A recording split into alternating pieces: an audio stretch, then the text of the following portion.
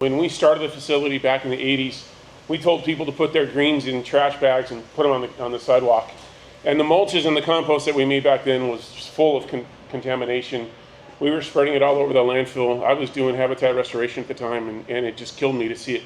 Over time, we instituted a lot of things that cleaned the material up. And then 1383, this regulation that came along that said we had to expand the greenery pickup to everybody in the city, and we had to take food waste, we had to take all this, and right away my head went to contamination is going to be horrible.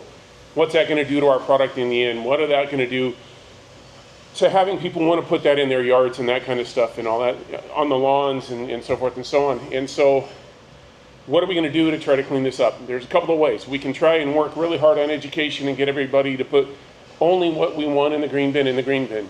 We know that's going to work perfectly, right? Never. So we know that's going to be a problem. So we've got to come up with a way, once it hits our facility, once it hits our deck, to get that material cleaned up. And so when Carmen came along and Rich had mentioned it to us, we'd had some talks about it. Rich had mentioned getting in touch with East County, with ECTLC and everything that could happen with that. Handed it off to Carmen, and she put it together for us.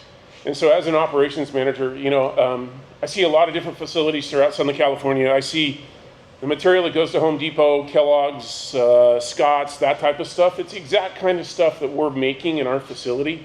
It's in those bags at Home Depot.